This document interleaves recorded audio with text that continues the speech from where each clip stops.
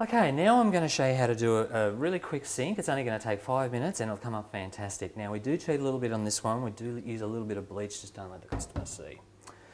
Alright, first of all we need to take all the stuff out, give ourselves some room, wash down any food that's left in there, and that gives us a nice clear area. Also take out the plugs. What we're going to need for this is the spray and wipe. Give it a good spray. Little bit of Jif, only about that much. You only need to put 20-cent piece kind of dollop in there. And now we're just going to get a little bit of Domestos and give it just a tiny little splash around and a tiny little splash around, and also underneath these, in these little plugs here too. Okay, and then just up around that edge there. All right, so then we'll get a nice wet sponge and we're just going to work that in. Work that cream cleanser in, get that bleach all the way around there, obviously using a scourer. Sometimes I also use steel wool, especially if they've got that tenon, that dark tea stain inside. So we've taken the plug out and we get the finger right behind, underneath the scourer and right in there. And sometimes also, I just quickly grab my brush, you can use this and you put your fingers around here like so to tighten it up, and then you pop it in the bottom and then you move it around like that and you get that brush right in to those edges around the side, and that brings them up nice and shiny as well. Okay, so we'll keep going here. Alright, so we've pretty much done this side. We'll do up around the top. Now when you're doing the tap, make sure you get underneath the spout here. Often we miss that. Press down nice and hard, working all that cream cleanser and that little bit of bleach in there.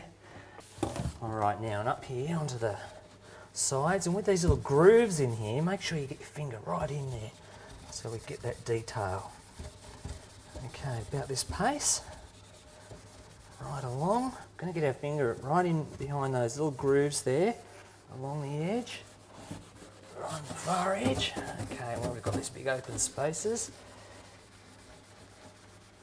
Alright, now just let that cleanser sit on this side for a little while, and then we'll quickly come over and do underneath the plugs. And this is a good job for that little brush as well to get right in there.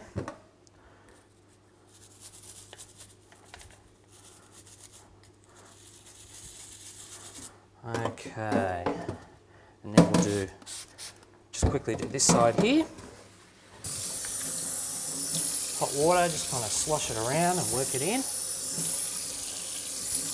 Try not to get water running down the fronts of the cupboards and onto the floor. Obviously the least amount of water we can have on the floor, the better for the vacuum cleaner when we come through later on. Now whenever you're using cream cleanser, always got to make sure you rinse it really thoroughly, because when the cream cleanser dries, it leaves that chalky, cloudy residue. Okay, so we're nearly getting there on this side of the sink, and you can probably already see how clean it is compared to when we first started. Once we've got all that chemical off, we can see that there's a few little areas that we missed originally. Again, we'll keep rinsing the sponge, so I'll just get my scourer right in there, and we missed a bit here. Okay, and a little bit there.